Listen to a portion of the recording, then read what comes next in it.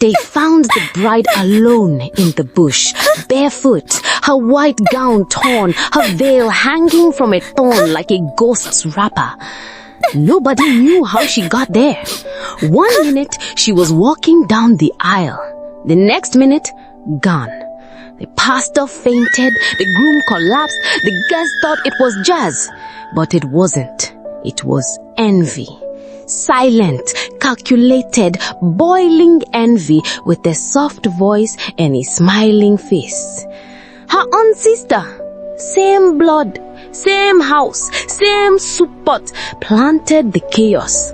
She didn't throw charms, she threw words, little words, at the right ears, at the worst time, and those words cracked the groom's trust like a dry cola nut. You know what's worse than poison? Doubt.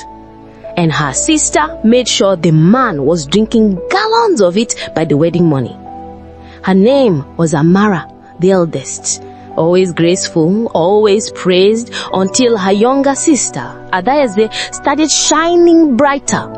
Adaeze had that kind of beauty that didn't beg for attention. It commanded it. Calm, round eyes, skin, the lips oiled even in Hamatan. Laughter that made men look twice. So when Chike, the rich tailor from Onitsha, came to marry Adaeze, Amara died a small death inside. It wasn't love she lost. It was spotlight. It was praise. And like every firstborn who grew up being the jewel, Amara couldn't handle the shift. So she started digging. Not graves, but seeds of destruction. She knew the groom's weakness, pride, and she fed it. Lied that Adaeze once aborted for his cousin.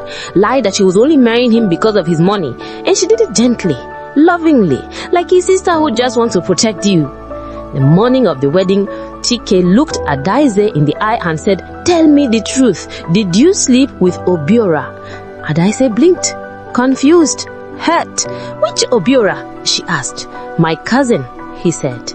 She laughed at first, then froze when she saw his face wasn't joking. "You believe that?" she whispered. "So it's true," he muttered, stepping back like her perfume now smelled like lies. That was when she knew it wasn't just a rumor. It was planted and watered, and it had grown. She walked away from the compound, ignoring the screams, the chants, the camera phones. She walked until her heels snapped. Then she ran into the bush, into silence, into the only space that didn't accuse her. Amara stood by a wedding cake, wearing her gold lace like a crown. Her eyes followed the chaos like a hawk, pretending to be innocent. When people would ask, "Where is Adaeze?" she joined in the confusion. She said, "Maybe it's cold feet. Maybe she wasn't ready." Meanwhile, her heart was dancing a zonto. And that's the scary thing.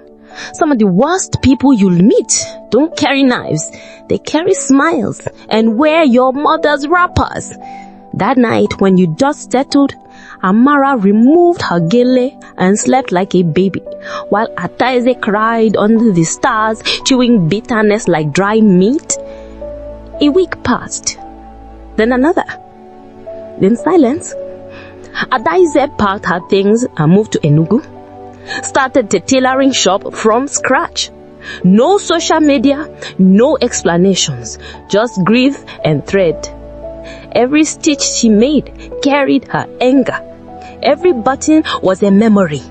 The town called her the runaway bride. But you didn't care. Her peace was more important than their amusement.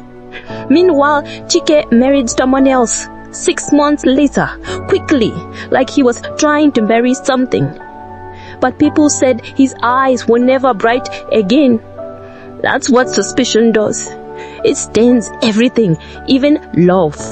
Amara's joy was short-lived. People began to whisper, "Why did she look so happy at the failed wedding? Why didn't she help search for her sister?" Her laughter now sounded suspicious. Her beauty too polished. Her every movement overanalyzed. She tried to pretend, held small parties, posted selfies, but something was missing. Validation. Without Adaeze to compete with, she had no spotlight to chase. It started eating her, quietly. Regret didn't knock. It slipped in through the window and sat on her chest at night. And she began to wonder if winning was worth this kind of silence. Their mother saw everything, not with her eyes but with her spirit. A mother knows when her children are fractured. She tried to bring them together, called, begged, sent food, even pretended to fall sick. But Adaeze never came home. Her pain had built a mansion inside her, one with no front door. Amara, on the other hand, avoided her mother's gaze. Guilt doesn't like eye contact. One day, Mama sat Amara down and said, "What you did, God saw it." Amara snapped, "What did I do?" And Mama just looked at her, eyes full of that sorrow that doesn't shout. That day, Amara knew her beauty wouldn't save her from karma. 3 years passed. Adaeze became known, not just for her skills, but her grace. People traveled to Enugu just to get dresses from the quiet miracle. One day, she was invited to a women's conference to speak about resilience and reinvention. She laughed when she got the letter. "Me? Talk!" But she went. Her speech wasn't polished, but it was raw and real. She said, "Sometimes survival is not loud. It's waking up, sowing through tears, and choosing not to be bitter." The room went still. Amara saw the clip online, watched it 10 times. Her throat tightened. That was a sister she had tried to erase. But Adaeze didn't just survive, she became unkillable. Amara tried to reach out, first with a long message, then with a gift. Adaeze didn't reply. Not out of hatred, but exhaustion. Some wounds don't bleed anymore, but they still ache when touched. Amara showed up at her shop once. Adaeze didn't throw her out. She served her water, listened, nodded, then said, "I forgive you, but I have not forgotten how it felt to die alive." That sentence hit like thunder. Amara cried that day. No performative tears. Deep, regretful ones. She finally saw the cost of her actions, not in headlines, but in the way Adaeze avoided hugging her. Their mother passed in her sleep on a cold Tuesday morning, quietly, no drama. Her hands clutched her rosary like she had finally found peace in something that wasn't her children. Amara was the one who found her. The scream she let out that morning shook the neighbors. Death has a way of silencing even the most chaotic souls. Adaeze came back for the burial. First time in years, she stepped into that house again. The chairs smelled like old palm oil and dried tears. She didn't speak much, just wore black, did her duties, and left before the gossiping tongues could stand measuring her steps again. At the burial, people watched the two sisters like a movie, waiting for something. A hug, a fight, a breakdown. None came. Adaeze looked at Amara and nodded once.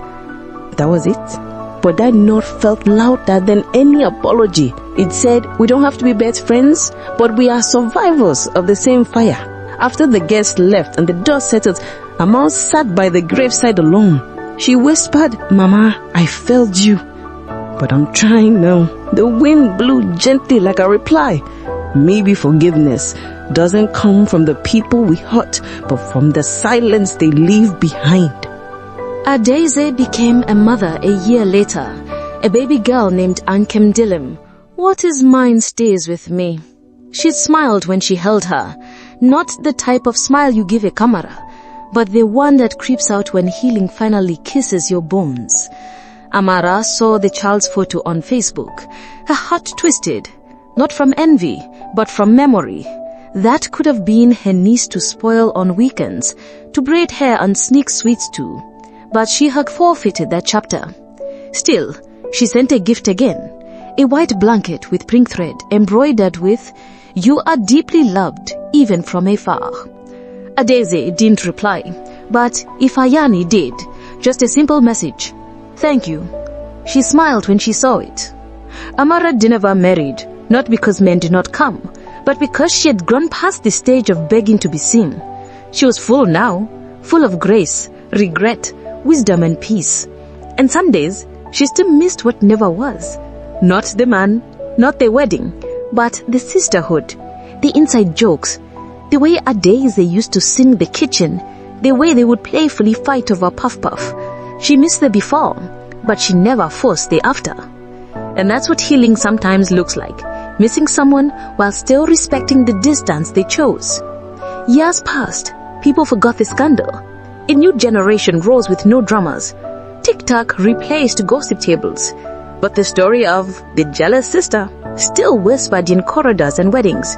Mothers still pinched daughter's sides when they saw a daisy glowing. You see her? She forgave her blood but never went back. Learn that. Amara became the symbol of regret, not by choice but by legacy. And she accepted it, because sometimes the role you play in someone's healing is being the reason they left. She wore her mistakes like a second skin, uncomfortable but hers. A daisy on her part forgave but never forgot, not out of bitterness but caution. Her daughter once asked, "Why don't we visit Auntie Amara?" She replied softly, "Because love without boundaries becomes a trap." She didn't teach her daughter to hate Amara. She taught her to be kind, even to people who broke you, but from across the river. That's the lesson people often miss. Forgiveness is not a return ticket. Sometimes it's a gate you lock gently, with a blessing on the other side. One day, Amara got sick. Nothing fatal, just that slow, dragging kind that makes your bones question your choices. She was alone in the hospital, watching TV, when a familiar perfume filled the room. She turned. It was a daisy, holding a fruit flask in small bouquet. They didn't hug, just looked at each other for a long time. Then a daisy said, "I had some extra rice." Amara smiled weakly. Still the best cook in the family. They ate, they talked, laughed raucously, and for a moment, they were just two sisters again. No history, no gossip, just blood and breath. When Adaeze stood to leave, Amara grabbed her hand. "I never wanted your life. I just didn't know what to do with mine." That sentence cracked something between them. Adaeze nodded. No drama, no deep quote, just understanding. "I know," she said, same way she did years ago. And this time, Amara cried, not because she was broken, but because she was healing in real time. You see, pain doesn't always need to be solved. Sometimes it just needs to be seen.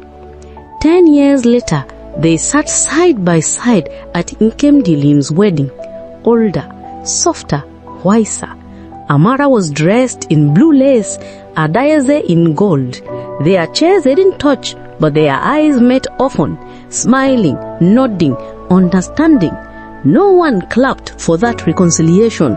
No pastor announced it, but in their silence, generations healed. Nkemdilim gave a speech that night.